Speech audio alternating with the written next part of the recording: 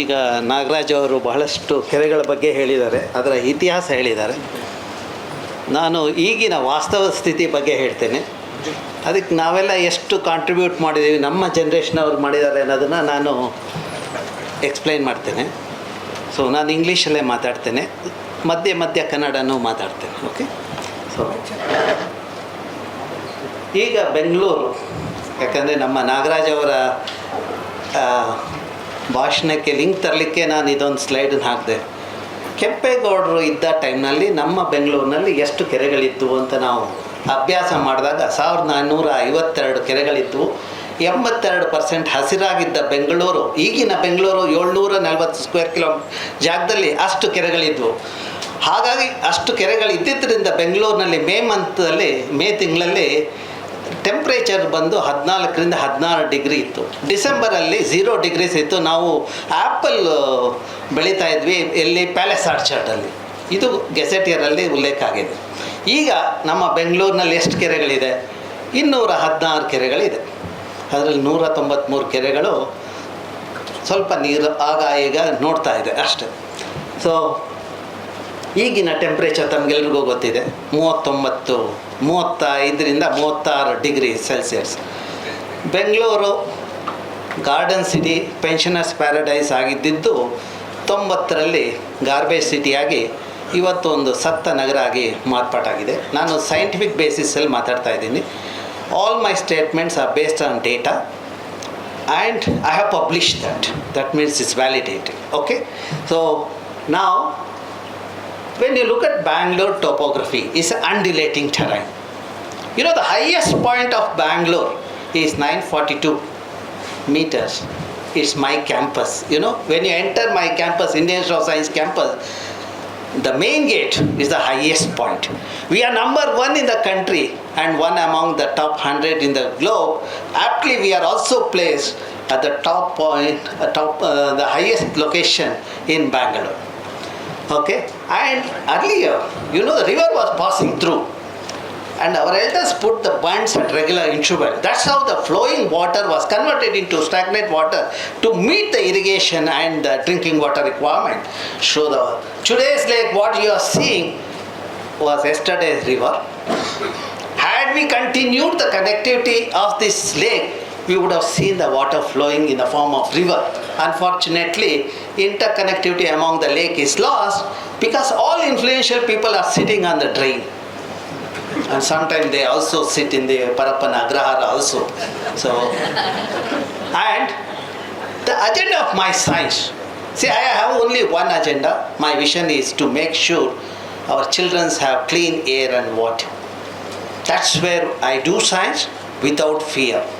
And I write and communicate without fear, so that what I have communicated, at least 1% of the population takes it seriously and makes sure that we have a city which is livable.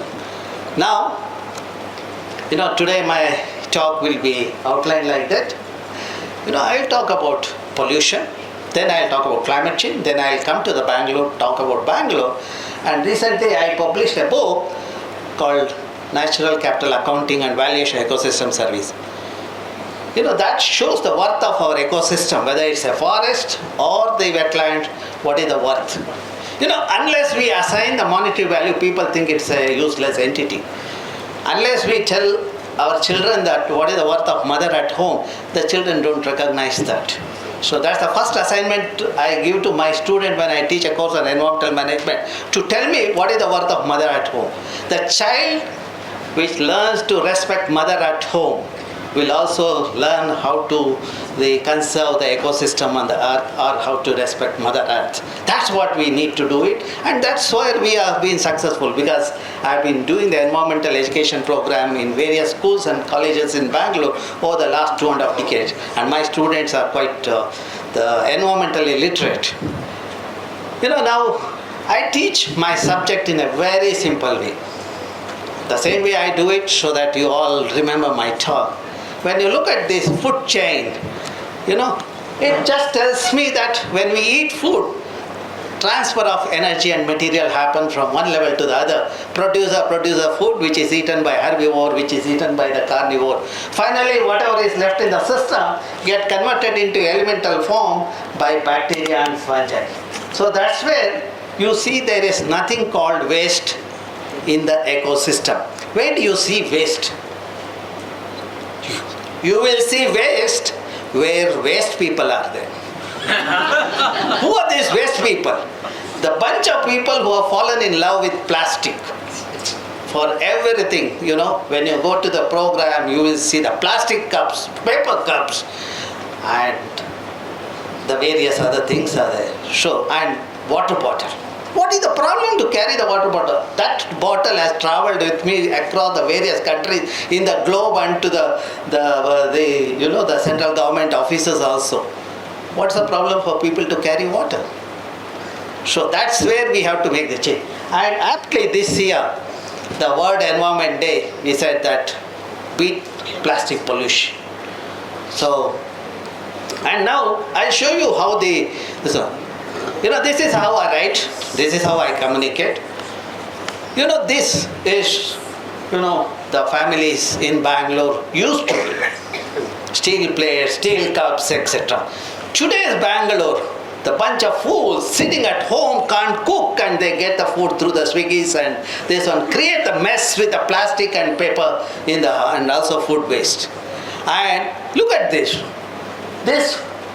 The plastic pouch is supposed to be used for the garbage disposal, but it's used for packing the samosa, and it's given. We do not even know what kind of food we are eating and what kind of contaminant we are getting it. And Bangalore is now today is the number one as far as the cancer incidents are concerned. We have to wake up today. And look at this one. See, we cannot take the steel carrier to the hotel. We get it packed like this, and we eat and then dispose it. And then finally, our Prime Minister has come to clean the streets. The tragedy in the country. Okay, look at even wild animals we have not spared. Domestic animals also we have not spared. And that's where my message is, let us refuse plastic. So that we'll bring an end to this, the pollution. I was talking to Jayasima in the morning. I saw the bouquet here. I told him that please don't give bouquet to me. It was wrapped with the plastic. I would be very happy if you give book but not the bouquet, I said. When we refuse, reduction will happen. That's what we need to do. That's what we have to communicate to the children of today. Now, who are the victims? The children. And all of you, go to the hospital tomorrow, get your blood tested. You will be surprised to see the nanoplastic in your blood. Don't be surprised with my statement, but please do it and then send a report to me confirming what I have been saying. And this is what is the tragedy in the system. The plastic, when we throw it, because of the photodegradation, convert into microplastic, and that's where it gets into the biota and then gets into our blood. The recent publication in Nature confirms that. Okay, now let us look at the second topic. Is the temperature changing? Climate change is happening. As a scientist, my job is to talk with the data. When I look at the changes in temperature, it shows that temperature is increasing. That means changes in climate is happening. And if changes in climate is happening, then so what? Some people ask me. If the temperature is there, I am sitting in an AC room. So why you have to worry about my temperature? Sometimes they question. But my problem is the increase in the disaster.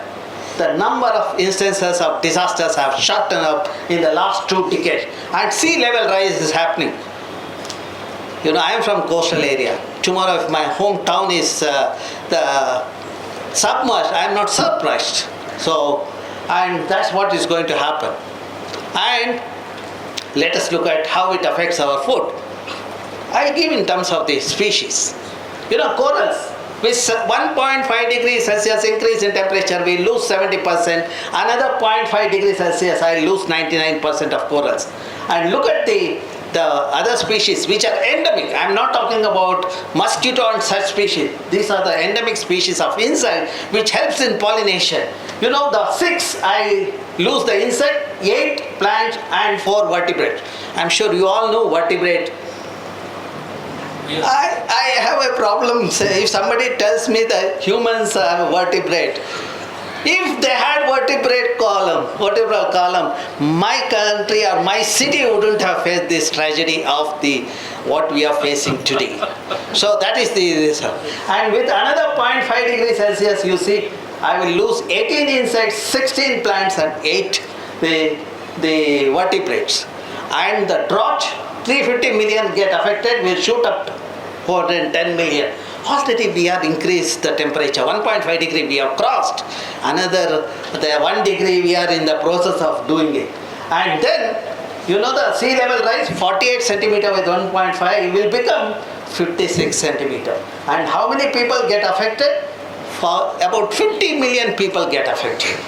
You know, the Mumbai will go, Chennai will go, then Karwar will go, and the Cochin, they will go. So we are going to lose all those things, and all those intelligent people also will go. So now the impact of climate change is, we will lose the food, because the pollinators are not there, means I will not have the food, and floods and droughts will happen wherever you are going. In fact, whenever I travel quite a lot. My wife always tells me, when you come back safely, I am assured of that your return. So that means the situation is not that pleasant in this one, okay? And drought is the thing, and look at the crop productivity. And the most worrying thing all of us have to take is the increase in the vector-borne diseases. Chikungunya, dengue, COVID. COVID has already made its appearance, and if it makes a big way, I am not surprised because of the increase in temperature. We have losing the food security, we are losing the water availability on the earth, and then the cities have become vulnerable, and coastlines are also have become vulnerable. So now, with this, let me tell you, I have only one earth. I am sure you all agree with me. On that earth, how many varieties of plants and animals are there? From the scriptures, Rigveda talks about 8 to 12 million species. And in science, we have estimated about 1.3 million species. We know the biochemical composition of only 15% of 1.3 million. But even before we get that, the remaining 85%, we are doing the deforestation. And then, you know, today's children don't want to come to the science. They think that artificial intelligence and machine learning is more important than this one. But the natural intelligence is also equally important. For that, this helps, okay? Now, which part of the earth is rich in the number of species? If you look at latitudinally, when you travel, you will see at 8 to 14 degree latitude, you have the highest number of plants and animals on the earth. This 8 to 14 degree latitude corresponds to Kerala, Karnataka, Tamil Nadu part of Western Ghats. That means some of us have inherited such a rich diversity of plants and animals. You know, what is the use of diversity of plants and animals? Because of diversity, varieties of plants and animals, we can have variety of food. When you have variety of food, you will have your body gets the immunity. That's how the health is linked to this. Some of us who come from traditional family, why we are healthy? It's because our food plates are always diverse. Whether it's Madam Sudha Murthy or my family, if you look at, we never end up with the junk food like pizza, or that it doesn't even enter our doorstep, you know. And we have made a conscious decision. When we are in Bangalore, when we are we will not go to the hotel. So our footprint as far as the waste is concerned is very minimal. And we don't get Swiggy or such junk food also. And now, Bangalore faced a water crisis. I have only one thing to the decision maker. When you do the urban planning, why you ignore the water urbanism? Why do you think of only the concretizing the region? Why do you think only the GDP is, you know, even GDP is erroneous. It doesn't take into account the degradation cost of the environment. When you have a project, you got some revenue that is accounted in GDP. But how much degradation that has created in the system, why you are not accounting it? That's what I am pushing the government and the government across the globe. have a green GDP. That is where my publication, recent book, talks about it. Okay, and we converted a landscape, porous landscape, into the paved landscape. We lost the groundwater recharge capability in the landscape, and interconnectivity among the lake is lost. I will demonstrate each of the statement. Now, let us look at, do we require lakes? That is the first question. Because in Karnataka I have noticed, idrinda nanagenu prayojana? That is the question people ask. That is a common thing. And that's where I tell them, if there is a lake, my study shows, that's where I have maintained the data from the last 3 decades of my research. The data is archived and it's available to the public also. When the lakes were there, the groundwater is at 80 to 100 feet. After removing the lake, in 5 or 6 years, groundwater table went down to 600 feet. And today, after 24 years, we have gone down to 1,800 feet. There is no water in the region. That shows there is a lake, linkage between the lake and the groundwater. Now you might ask, if I rejuvenate the lake, will I solve the problem? Yes, you will solve the problem. That is where the people's participation is required. Success story is Sarki Lake. Sarki Lake, because of the sensible citizens in the surrounding, they made sure that encroachment is evicted or removed. They convinced the court. Otherwise, the court judgment is also, unfortunately, not in favor of the environment. So, they were evicted, and today the lake is rejuvenated. I was a part of that committee. Within a year of rejuvenation, groundwater table increased by 300 feet. And last year, when the entire city faced the water crisis and the heat wave, Sarki Lake had enough water, and groundwater table is 500 feet, and this one. That means, and because of higher moisture content, temperature in the Sarki Lake catchment was at least 2 to 3 degrees lower than the surrounding Bangalore area. That means we have an answer to our problem.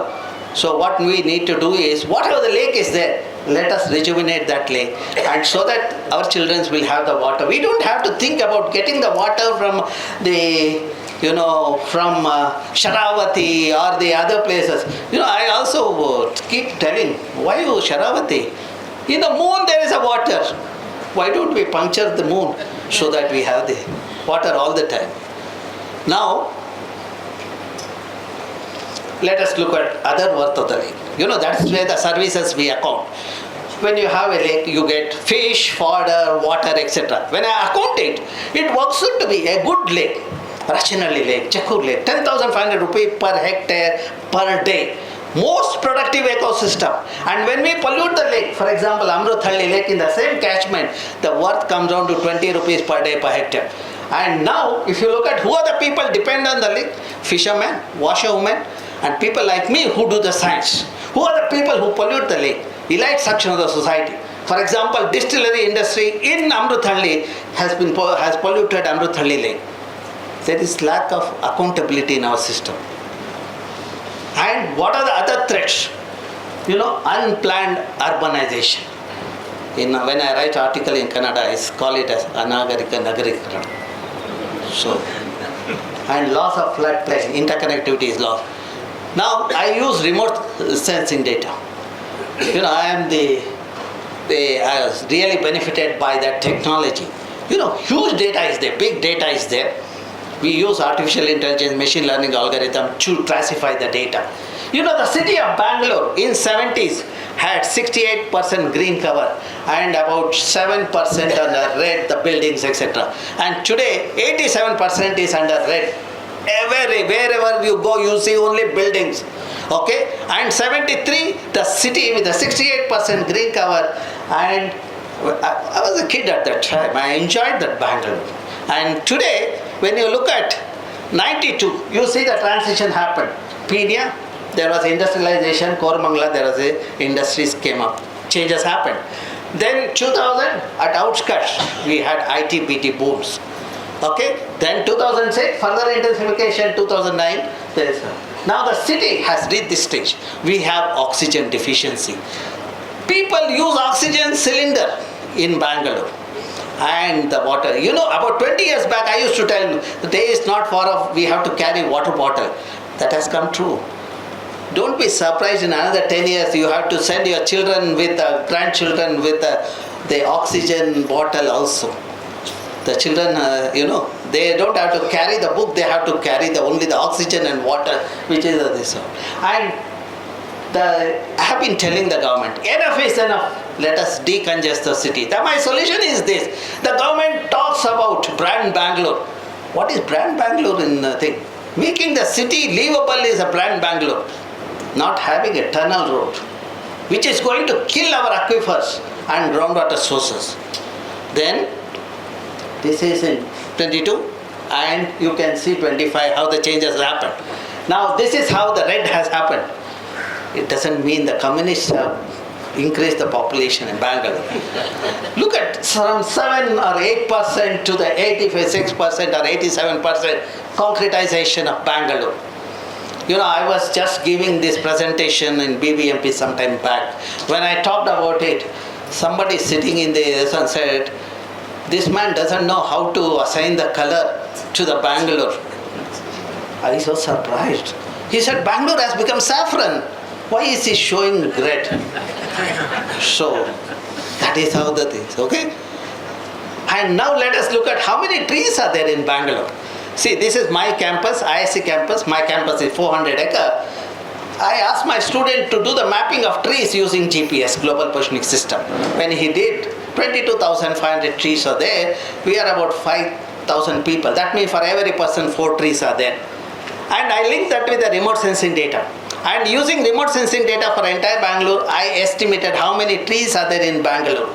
My estimate shows 14,78,000 trees are there for a population of 95 lakh. That means for every 7 person, 1 tree is required. 1 tree is there in Bangalore. You might ask, do we require trees?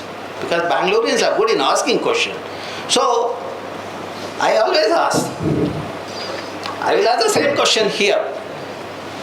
Is there anyone who is not breathing in my room? Okay, you are all breathing. If you are breathing, you are giving out carbon dioxide to an extent of 540 to 980 grams per person per day. 980 grams, youngsters. Incidentally, there are no young child in the room. 540 grams, all of us are in that category. And 1 hectare of trees takes away the carbon to an extent of 6 to 9 tons. By that, we should have had for every human being 7 or 8 trees. What I am talking is nothing new. You look at the scriptures. Bible talks about nature conservation at least 320 times. Quran talks of imminent war if you pollute the water body. That's where they have as per the Quran, you have to, when you visit Dargah, you have to clean your feet and finger with the clean water. The good Dargah like Kadapa or the Ajmer will have the well. You have to pull out the water and wash your feet and finger, then only you can enter the Dargah. They thought that when you practice at Dargah, you will practice at home and in community. Similarly, in the scriptures which I follow, Matsya Purana talks about the link between the water, children and the trees. If you have well at home, you are wealthy. 10 wells are equal to 1 lake, 10 lakes are equal to 1 sarovar, 10 sarovar is equal to 1 child, and 10 children are equal to 1 tree. When I write it the other way. When somebody cuts a tree, they are murdering their own 10 children. See, that becomes quite effective. Sometimes people come to my office saying that I am an officer in charge, I have to do the cutting of the tree, what should I do? In fact, in one of the roads, they said the road widening, one of the forest officer came to my room with the tears in his eyes. He said, I have to remove 179 trees. Then I said, okay, what do you want from me? He said that if I remove 179 trees, tomorrow you will write an article saying that I have murdered 1,790 children. If I don't remove it, I lose the job. You have to give me the solution. I said, okay. Nearby there is a vacant land. Let us take the 3 hectares, do the transplantation and planting of the sapling, which are at least 3 or 4 years old. And so that when he started doing, people appreciate it. I work in China. When I go and give a suggestion, in the next visit after 6 months, I see the greenery there. Here I give the suggestion, when I go back, the trees have been removed. Nothing else would have happened. We call the corridor green corridor, but there are no trees on the thing. Madam, you have to tell Nitin Gadkari about this green corridor, the fraud that is happening in the country. We need to awake the system here. Okay, so now let us look at this is a situation when I was a kid, 91, when I was a student, 91. Today I visit the same location, I don't have the water. What kind of the environment should we have to have the water in our well? That's what it shows. Now, I did a study, hydrological study, putting the sensors in the underlying layer to find out how much rainwater get infiltrated when it rains. We selected various catchment dominated by native species, forest, catchment dominated by agriculture, catchment dominated by the barren area and urban area like that. See, wherever native species forest happens, when it rains, native species forests are diverse. Because of diversity, roots are diverse. There are diversity in the microorganism. Because of diversity and abundance of the microorganism, soil is porous or permeable. Because of that, water percolation happens. When water percolation happens, it fills this zone, saturated zone. Then it fills this the water zone. Then only you will see a water moving in the water body. Now, after monsoon of 4 months, the water that stored moves towards the lake or river for the next 4 months, and during summer water moves towards the lake or water body for the next 4 months. That's how you have 12 months water wherever native species forests are there in the vicinity. Wherever urban areas there's no percolation happen. That's where we face the water crisis and the floods in the region. We did the quantification to see if the native species forests are there, about 60 to 70% of rainfall get infiltrated. Here, in the name of development, we change the landscape, and only about 28% of water get infiltrated. Look at the demand of the water. In this region where forests are there, demand for water is higher, but there is sufficient water. You see, this demand is this curve, and this is the other graph which gives the result. Whereas here, the demand is there, but there is not enough water is there. Now, if you look at this, the forest and development can go hand in hand in our country if there are sensible decision maker on the earth. Okay, now this is the region where 12 months water is there. This is 8 months, this is 6 months, this is 4 months. Okay, and just overlay the vegetation cover in the region. Wherever native species forests are there, I have 12 months water is there. Wherever forests are fragmented, depending on fragmentation scale, I have 8 to 6 months of water. Wherever forest is less than 30%, I have only water during the monsoon. This I published in the Current Science in 2020. Earlier people used to say, irrigation engineers used to tell me, if there are trees in the catchment area, my reservoir will not have the water. Very unfortunate thing. And people who came up, my classmates who came up today, they were thinking of cutting up the tree. But I disproved that theory for the first time, and of course that has a good citation also. Now, the next part I will talk about. I said that I have only one earth. With this kind of mismanagement, I will not have the water on the earth, and none of us will survive. No vertebrates, the humans cannot survive. In such a case, how will the other organism behave? Let us see. For example, frogs we know as amphibians because it has 2 stages in the life cycle. Juvenile stage or a tadpole stage, which is on the water, and the next stage is the other stage is on the land. Now if there is no water, what will happen to tadpole stage? Tadpole stage will not happen. The frog cannot survive, regeneration cannot happen. But in a drier belt, I found a frog reproducing. Small, tiny fellows were moving. When we did the study there, we saw after the fertilization of the egg, the frog has bypassed the tadpole stage. If there is a tadpole stage, then only water is required. It has bypassed the tadpole stage. Then when my student told me about this, I said, let us get that fertilized egg to the Bangalore. We monitored it. And when we monitored it on 14th day, the younger ones emerged saying that we have bypassed the tadpole stage. We have learned how to get adapted to a situation when there is a water scarcity. I will write it and give you. With the severe water crisis, none of us will be able to come to that situation. Now I will give another example. These 2 species of fish which I described it, my group described it, Stistura nagotiensis and Sharawatis, which has a medicinal property. Thinking that it has a medicinal property, I brought those things to the Bangalore and cultured in my labs. And when I analyzed the medicinal property, these 2 species didn't have the medicinal property like Bangaloreans. So that means if I want to have medicinal property in this fish, it should be grown in its habitat, which is in the Shivamogga Sharavati River basin. And for that frog to survive there, it should have 12 months water. To have 12 months water in the stream, I should have the forest of native species.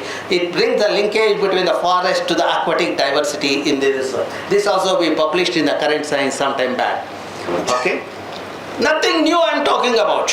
Our elders understood the importance of the forest and the linkage with the water availability. That's why they protected the patch of forest in the name of God, the Devara Kadu, sacred forest, etc.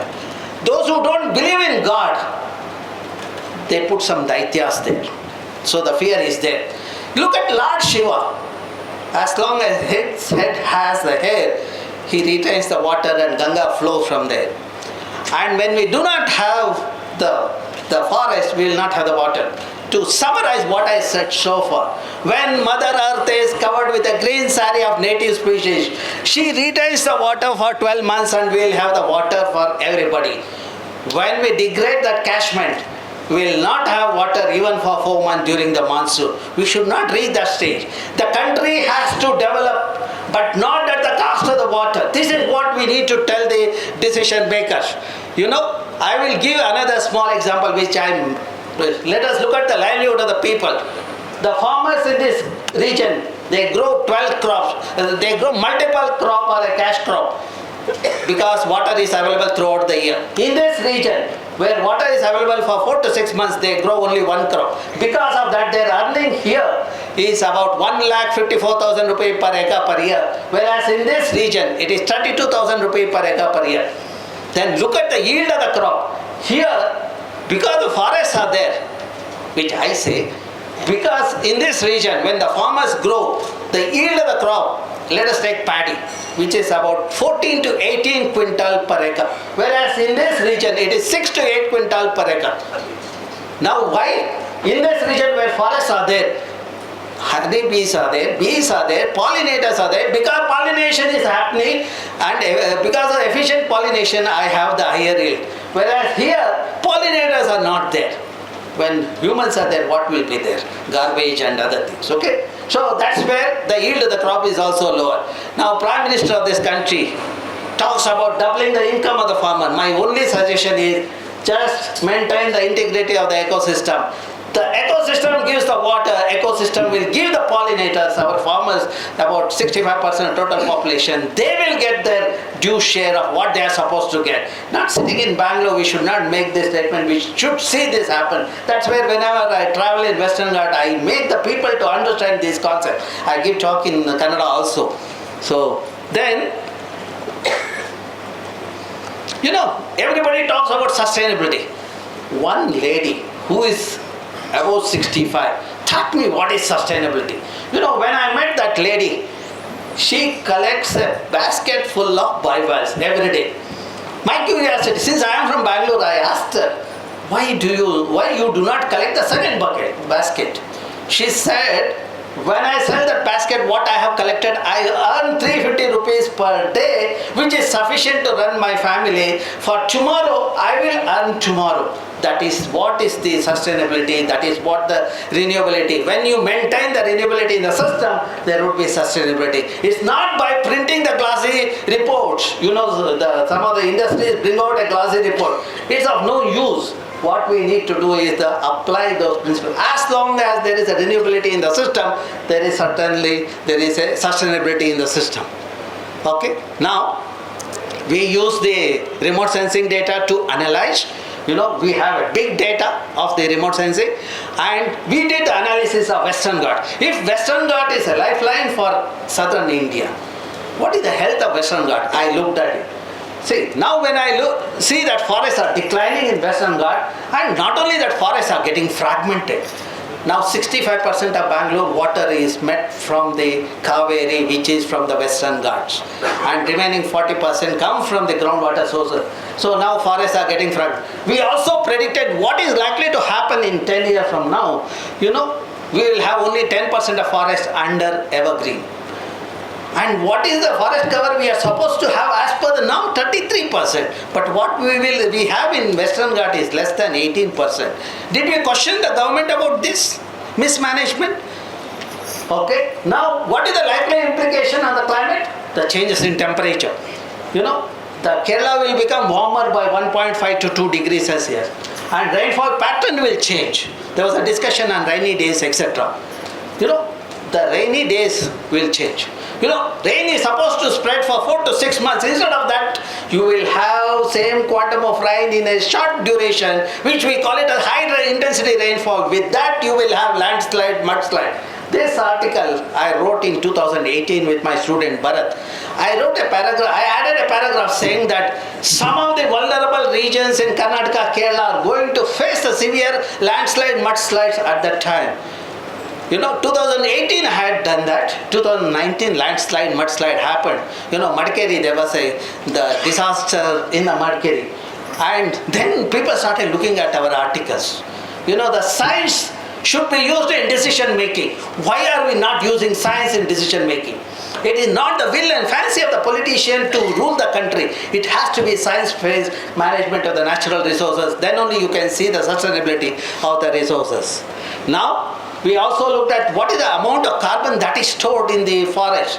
You know, when we talk about money, then only we will say, we quantify the carbon that is there in the above ground, below ground and soil carbon. Our forests in the Western Ghat have stored 1.23 million gigagram of carbon, and every year stores 37,000 gigagram of carbon. That is the carbon emitted by the cities like Cochin, Trivandrum, Bangalore, etc. And that's how the nature does the balance. If you look at the value of that, monetary value of that, it is about 100 billion rupees or $1.4 billion. You might ask, so what? What is the use of this? See, when I represent my country in the international delegation, this is what I tell them. The carbon emitted by you people during your industrialization is conserved in our forest. We had only one earth. Because of that, our forest did a job of that. Now for the job done by the forest, you need to give pay this much amount to our country. That is where the money comes for the conservation. We don't have to go around asking for anybody. This is the demand we have to make. That is where science helps. Okay? Then, how we can go to the other level? I developed the decision support system, dividing Western Ghat into the 5 minutes by 5 minutes grid. Each grid of 9 kilometer by 9 kilometer, we quantified what kind of vegetation is there, what kind of plants are there, animals are there, and what kind of topography, the energy sources. You know, then we came up with the decision support system, which is available to the public. You know, you can access this decision support system. You can visualize whether your village is ecologically sensitive. You can do that. So here you can choose your village, state, district, taluk and village. You see that entire Western Ghat we have made into 4 levels of eco-sensitiveness or ecological fragility. You know, red is ecologically sensitive, very high. Then next is green, then light green and the blue. And all the data what I use for computing this, I have put it online. My 3 decades of science, I have put it online so that people can also do the similar assessment. You know, replicability, reproducibility is the art of the science. That's why I want people to take up this thing. At the end, if time permits, I will show this, demonstrate this, okay? Now, madam was asking how many lakes were there in Bangalore. As per the topographic map, we had 756 water bodies in 1973. And today, we have 216 water bodies. That means my generation has swallowed 540 water bodies in Bangalore. See, we don't eat rice or ragi, but we eat all these kind of things. And see, 79%. Even we have shown spatially, that's what Professor Nagaraj was highlighting. Which are the lakes we have lost. Okay? So, and then I thought this message should go to the decision maker. We developed the Bangalore Urban Information System. You know, I have put all these things. When the Bangalore faces severe water crisis, you know, this portal was used generously by the people. You know, I saw somebody had done in the YouTube, the video, that number of viewing is about 9.5 lakhs, whereas my interview was about 45,000. So that is this one, okay? So then, look at the emission in the city.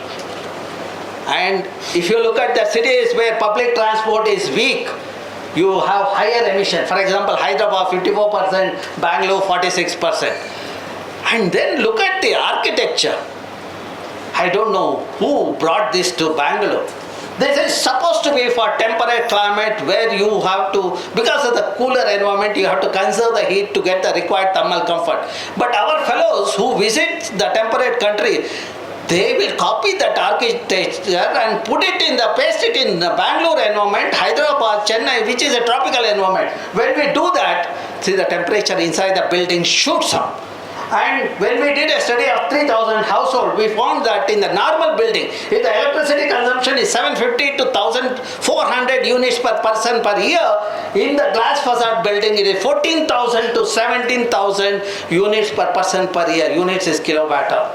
That means 10 times higher electricity means 10 times higher greenhouse gas emission. That's how with the unplanned urbanization, we have enhanced the pollutant in all sector, and we are contributing to the warming of the earth, and the doomsday is certain for the people on the earth. And let us look at how the temperature in the city is changing. 21 degrees in 90s became 24 degrees in 2000 and 28 degrees in 2010, and today 38 degrees. And if you move from the center of the city in any direction, you will see wherever water bodies are, the lakes and the parks are there, temperature is 2 degrees lower. So that's what this thing. Even my campus, the temperature is 2 degrees lower. That is the lowest. This one you can see that what is there on this side. Okay. Because of that environment, I can do a good science. If you want a good science in this country, provide a good environment to the scientists. Now, we don't need AC room. What we need is a room where we can think freely. It has to be, today is an open access we talk about, publications and all. Okay, so now, I published in the Nature, the last week, this is published, whatever I spoke just now. But what I did at that time is what I have been talking for the last 3 decades, I packaged it in the publication.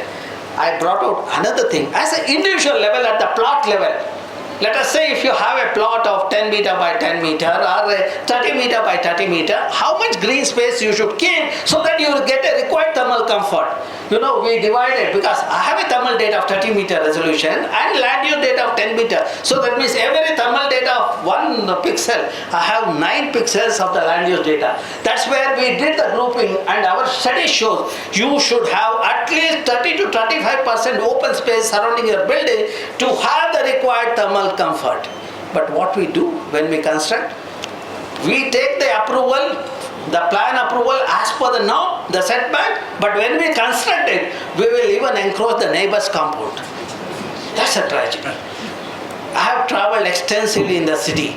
In fact, I have visited all lakes in Bangalore. In fact, I have the credit of tasting the Bangalorean sewage also. Because when we go there, invariably we encounter that kind of the situation.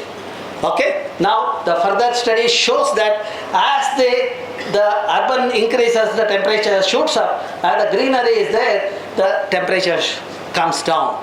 This is an article recently, last week it was published in the Nature journal. Okay, now what are the other things?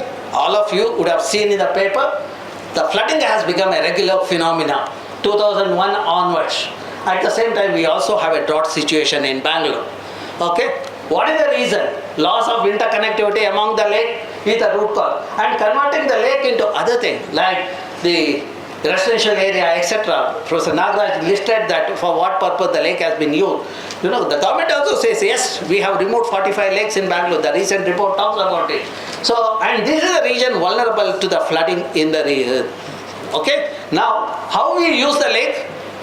To dump the solid waste. We encroach the lake, construct a lake view apartment, and then we also send sewage regularly to the lake. You know, my lake Bangalore receives 580 million liters of untreated sewage, and then, you know, we also send it through the tankers. Those who are not connected to UGD, they send it through the tank. That means Bangalore lakes are at the mercy of every Bangalorean. The lake which was like this in 90s, today it looks like this. Don't think that garden city should have the green cover. Green cover in the lake means the nutrient rich status, lake is dying. So that is where, and when that's how, when the lake is covered with greenery, sunlight penetration doesn't happen. Because sunlight penetration is not there, algae doesn't grow. Because algae is not there, fish is not there. That is where the worth of the lake comes down from 10,500 rupees per hectare per day to 20 rupees per hectare per day. So now you look at that frothing happened, fire in the lake. Have traveled across many countries and visited many lakes. Nowhere people showed the fire and water coexisted. I came home and I tried to do that. But Bangaloreans have shown me how water and fire can coexist. That is because the industrious, irresponsible thing of disposing the effluent with heavy metal and hydrocarbon. The hydrocarbon contribute to this. And frothing in the lake. I do not know. Some of the Bangalorean used to, when we were doing that study to find out what is the causal factor of the research, because Lokayukta asked me to do the study and give the report. I did the study. At that time, what it consists, I looked at it. It has a phosphorus. Phosphorus has to be removed if you want to remove the thing. That means you have to treat the sewage. Sewage essentially consists of N and P. N gets in, nitrogen gets in because we all eat protein. Phosphorus gets in because we wash cloth with detergent. And today, because of this advertisement, our people think that more surf means more clean cloth. That's where they load this one with the detergent. They do not even understand. Even if there is a one shirt and one trouser, they put that cup. They say, because the advertisement says 1 cup you have to put for this, they just dump it. And such detergents have got into the system. That's where frothing is happening. I said the treatment has to happen. But what my babus in Bangalore did, do you know that? Our Sridhar is here. He also witnessed this thing. We have been telling the government, he was also in the committee, I was in the committee, that we need to have the treatment efficiency improved. But what they did is, because this was becoming international news, the froth coming to the street, they just put the barricades. They said they'll solve the problem. I wrote an article saying that this solution is only for 4 days. In fact, one of the bureaucrats called me and said, "You are a critic. We accept your criticism." I said, my criticism will hold good. After 4th day, you notice, I said. As I predicted, the 5th day it crossed over to tell who is the fool. But I didn't understand one part. To construct this, the budget was 2 crores. 40% of that, you can imagine what. See, this will continue as long as we are passive in the system. We need to talk sensibly with the science in this one. Then only our children will have the clean air and water. Otherwise, it won't happen. So, now, how it affects us, let us see. See, the fish in the lake, people consume. The water in the lake is used for growing the vegetables. Come to Rampura. Or that part, Siddhapura, Ramgunalli and all those places. People grow vegetable. I collected those vegetable samples and we analyzed. All the fish, vegetable, milk in that region, groundwater has heavy metal. Having heavy metal in this has a serious health consequence on the Bangalorean. The kidney failure in the city, which was 1 in 1 lakh about 12 years back, today is 1 in 5,000.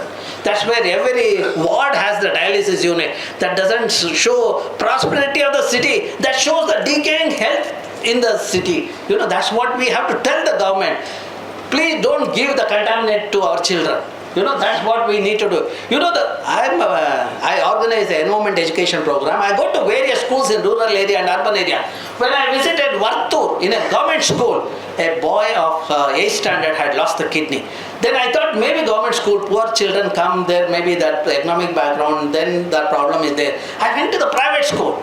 The principal takes me to the LKG. A girl child had lost 1 kidney. The same school, the 8th standard, the 2 girls have lost 2 kidneys. Okay? The tragedy is that. Then after 4 months, I thought that, okay, I should do something. I visited school. I said, let me talk to the child. I told the principal, I want to talk to the child so that I can do something to the child. Then principal told me that child is no more. See, the youth is the asset of the nation. We are losing the youth because of this irresponsible behavior of the contaminating the thing. And that's what Nagaraj talked about it. We treat the sewage partially and send it to Kola. When 2015 when proposal came to me for wetting, I said that is not the way to do it. You should have tertiary treatment. I gave the scientific thing. the government ignored that. The engineers ignored it. They just go ahead with the civil engineer design. They transferred that water to the Kolar. Then Kolar people were agitated. They came back to me. They said, Chiviyar, you gave the clearance for the project. Because of you, we are taking the thing. I said that I have not given the clearance. I shared my report with them. Then they said, come and do the analysis. I did the analysis. And I showed the heavy metal in the water. Okay? And based on that, Supreme Court stopped the project. Then you can imagine what would have happened to me. That 1 week or 15 days was terrible for a scientist like me. You know, the Speaker of the Assembly writes to my institute asking on what authority I have done this analysis. But they do not know that Indian Institute of Science has come to Bangalore with the one request that we are supposed to do the society relevant science. That's what I quoted when that letter came to me through the RTI. Then I thought that is the thing. Then Bangalore, Vattur, rejuvenation started because of our report. You know, the people like Sridhar took it to the court. And that's where, you know, the court said it has to be rejuvenated and penalized the government of Karnataka 500 crores, which is kept in escrow account, and now the lake is being rejuvenated, you know, with 500 crores. And it is taking a very slow process because people like Sridhar have taken a slow this one. They have left Bangalore with the thing, moved to the Pune, and then that's where the thing started taking a back seat in this one. Now, you know, the lake is at least getting rejuvenated. I have a hope during my lifetime it will happen. During that time, when the Supreme Court penalized the government of Karnataka, they constituted a committee, NGT constituted a committee. I was a member of the committee and Santosh Shetty was the chairman. And we visited Vattur Lake and Bangalore Lake on that time. So when I visited Vattur Lake, I saw about 100 plus farmers, so-called people with a green, they landed there with a stick and all those things. I thought that, okay, they are really concerned towards the lake. One of the farmers tells me, today we have caught you. We will eliminate you. I told them, yes, do it, no problem. But in the meanwhile, local people, students and all, they surrounded me and escorted me safely out. You know, 3 times attack on me has not made them to succeed. You know, that's where whenever I leave home for some work, I don't tell my family. At the same time, sometimes jovially I'll tell them, if I don't come back, don't worry. Go ahead with the 12th day. That's all is the thing. That's how we have been doing the science without fear for the benefit of the Bangalorean and for the benefit of the people on the earth, because I work in other countries also. So now, lake is being rejuvenated. One of the things is to decontaminate. Second part is arrest the contaminant coming to the lake. That's where we should have the treatment plant. We struggled. I'm sure if you talk to Sridhar, he will tell how much we have to convince the bureaucracy to say that please treat this sewage and decontaminate the lake by removing the silt.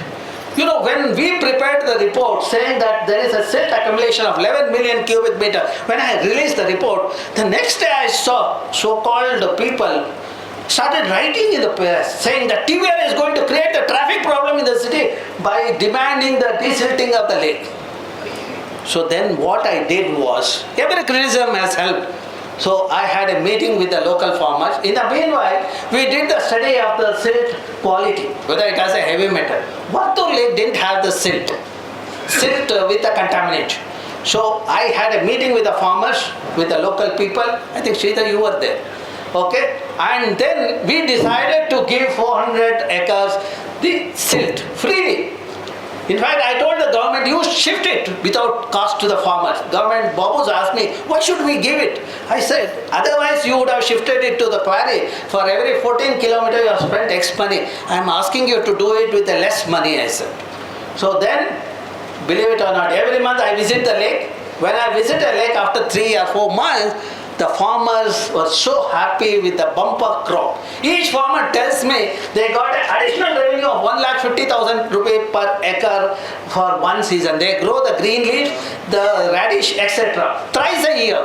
So the worth of the silt is 1.5 lakh into 3 per year into 400. That is where, see, the science is there, solution is there. What we need to do is, all of us are from villages. We are from rural roots. Let us make our the lakes or tanks in our villages without silt. So we have solved the water problem in the country. That's what is required. And then I thought that this data should be available to the public. You know, out of 216 lakes, my students have monitored 193 lakes for 3 years, all season, all the data I have put it online, which will give you the lake-wise what is the water quality, what kind of algae is there, what kind of zooplankton, what is the fish, and what is the ecosystem services. I also put encroachment. Sir, you are asking about encroachment. I put the details on the encroachment, how much the lake is encroached. When I was putting it, somebody cautioned me, TVR, do you want to live longer or not? I asked them what? If you do it, then we may not see you tomorrow. I said, don't worry, I know how to live for a longer time, I said. And I have put it. This is almost, you can see, on 22nd January, we just, they commissioned this portal. And it is one of the popular portals, what we have done. That's how I have taken the science for the benefit of the society. Now I am in the concluding part. Another 4 or 5 minutes, I will wind up. Wastewater treatment has to happen in our region. Rainwater harvesting has to happen, and mini forest in each ward. And environment education, that's where people like me are doing it to sensitize the youth. You know, when youth are sensitized with the environmental knowledge, they become sensible. When they become sensible, they become responsible. That's what my country requires, is a sensible youth and a responsible youth, and that will lead to the sustainable development. Now, how we are doing it? Say, for example, Jakkur Lake. My study shows in 2005, Jakkur Lake and surrounding there were 25 wells were there. All of them had nitrate. Nitrate is a carcinogen which introduces cancer. At the time, I pushed the government to rejuvenate the lake. I was a member of the committee. Yellappa Reddy was the chairman of the committee. And they gave us a money. But that is not sufficient to remove the nitrate. You know, that's how always the government binds you. Then, you know, then I saw the treatment, what I can do. You have 3 levels of treatment: primary, secondary, tertiary treatment. Primary treatment will remove large particles, secondary treatment will remove the chemical ion, tertiary treatment will remove the nutrient. Now, tertiary treatment is capital intensive and also electricity required. So then what I did is, with the money, I just convinced my committee and the chairman and the government nature-based solution. I integrated constructed wetland and algal pond along with the secondary treatment plan. And we monitored this for last 12 years. 85% of nutrient removal happens. And today surrounding this lake, there are 300 wells. None of them have nitrate. I have a satisfaction of giving a clean water at least to those 300 well users. You know, that's how the worth of my existence on earth, I can prove it. Okay? So now, this report, I have put it online. Whatever I say, I do science and also share with the people. The people can just download. Go to my portal, download my articles and so on. Okay? So then, I created a lake in my campus. So this is the lake in the campus. You know, this is a perfect lab for my students who work on biofuel. Not only my students are happy, I also have otter. I don't know from where it has come, Nirnai. So, if the otter is there, it must be getting food. I don't go and feed fish to the otter. It's a voracious eater fish. Then when we did the biodiversity mapping, we found that there is enough algae, zooplankton and fish in the lake. That means, if you facilitate the system, nature knows how to create the food for everyone in the system. That's what we should learn. Then when I meet people, I also convince them. See, this is a sign from Mudbidre. There was a severe water crisis in Mudbidre 2014 and 15. 2016, when I was traveling in Bangalore, he came to know that I am in Bangalore. He just contacted me and he told me that I have 12 acres of land. I told him that I gave 2 tasks to him. 12 acres of land, I will create 1 lake. Second thing is, there are 32 lakes in Mudbidre. If you can rejuvenate 32 lakes, you have solved the water problem of Mudbidre forever, I said. Then he said, see, I don't have money for 32 lakes, but I can do 1 or 2. Saint did 2 lakes. Because of him, the followers did a Shramadhan, 30 lakes were rejuvenated. You know, last year, entire Karnataka faced a severe water crisis and we had a green drought. But Mudbidre didn't face water crisis because of this sensible intervention by the sensible people like that saint. You know, in the lake, he created a lake based on our proposal. I had jovially told him, June 5th is going to rain. Then, as I predicted, On June 10th, he shares a photograph. I see that the success is there because of the youth. I am a great believer of the youth, the energy. You know, if we translate that energy, my country can be even before the US. You know, we can be #1 in the globe. So not just verbal statement, but it can happen really. So then I saw the success is because of the youth. And even the CEO of this institution is quite young. Then we gave a medicine to create a water body in his campus which stores 25 lakh liters, and also took up native species of planting in that. So when we visited next year, you see the greenery with abundant water and smile on our face. To put it on the lighter side, so you all are thinking on these lines. You know, this gentleman was a bachelor when he met me. He was trying to get married, but not happening, unlike Bangaloreans who get their partners through the Facebook. All these faceless fellows will get the partner through the Facebook, and next month they will be filing the divorce paper. But this gentleman, because of this initiative, in 6 months get a wonderful partner who take care of the joint family. You know, such a wonderful lady. Even when I go there, she doesn't want me to stay in the guest house or in the hotel. She wants me to stay in their house. Can it happen in Bangalore? When I go and knock at the door of somebody's house and they say, no one is at home, then who is shouting from inside? That shows the culture is absent in Bangalore. Where culture is missing, we have this problem. You know, I'm a firm believer. Science, society, culture and spirituality should go hand in hand in our country if you want to see the prosperity of natural resources. That's what we demonstrated through this initiative. You can see the spirituality, you can see the society, and science playing its dominance there. Then Mr. Narayan Murthy asked about the water. I have a solution. I have monitored the data. For the last 100 years, on average we get 700 to 850 millimeter rainfall. If I catch that rainwater, I have 15 TMC of water. Bangalore requires 18 TMC of water. That means 70% of the water required for Bangalore is already there in the form of rain. The Varuna is already given. We need to harvest it. The two ways of doing it: rooftop harvesting, individual houses get the benefit. The next best option is rejuvenate the lake, retain the rainwater so the groundwater recharge happens. So that's what I said in the Jakkur or in Sarki Lake, etc. For that I have a 5R formula. First R is a responsible citizen. When people are responsible, they will rejuvenate the lake so that I can retain the rainwater. They will also allow the reuse and recycle of the wastewater as we did in Jakkur. Otherwise, sometime I get an email asking me, TVR, you don't have better job to do in your life. Why do you want us to drink sewage? I always tell them, please come with me. I go to Mysore for field work. When we travel for the field work, you will know. See, what you will notice is when you return from Mysore to Bangalore, you will see the Mysorean sewage coming in Kaveri, which is coming to taps in your house. That means you are drinking the Mysorean sewage. Instead of drinking Mysorean sewage, is it not better to treat your own sewage and drink it, which will be more tasty and sweet? Okay? So now, if you are using 80 TMC of water. If you treat that 18 TMC, you have 16 TMC of water. That means 15 TMC because of rainwater harvesting, 16 TMC because of the wastewater treatment. I have 31 TMC in a region where 18 TMC is required. I don't require water from Etinhole, or I don't require water from Linganmakki or from Mekedatu. Look at the tragedy of Mekedatu. 5,000 hectares of forest is being removed. You know, the worth of that forest is about 500 billion rupees.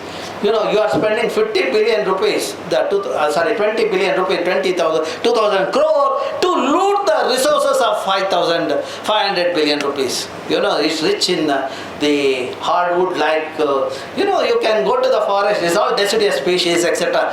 Our eye is not to give the water to the people, our eye is on the timber. Our eye is on the natural resources in the forest. So, okay, now come to my campus. Another 1 minute I will wind up.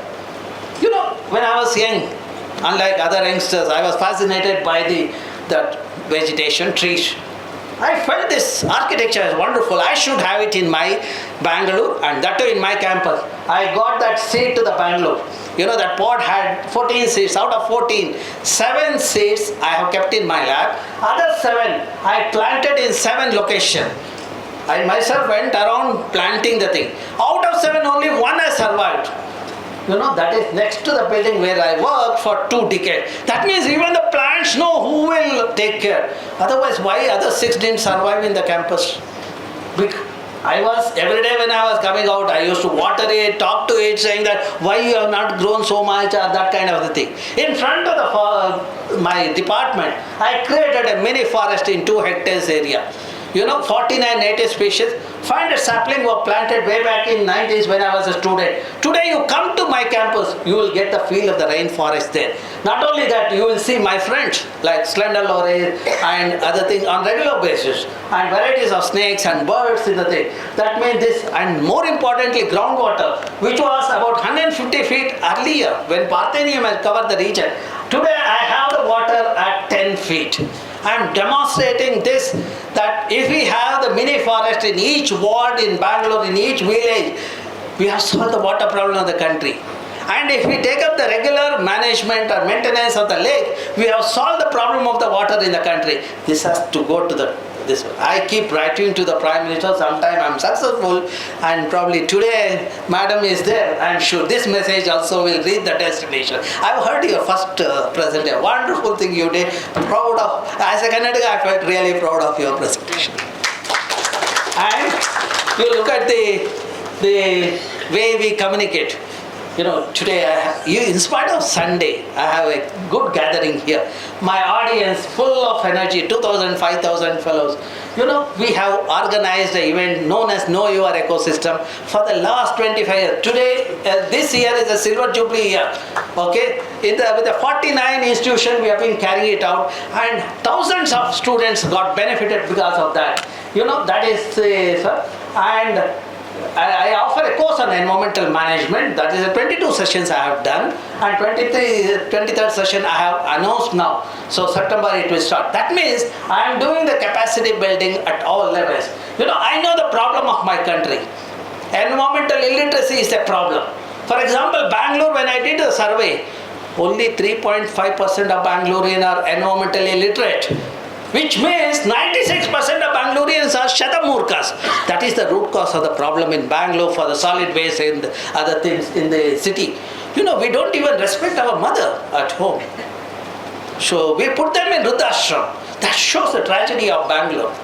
Okay? So now, this is a symposium I organize once in 2 years, popularly known as Lake Symposium. My audience is about 1,000 to 1,200.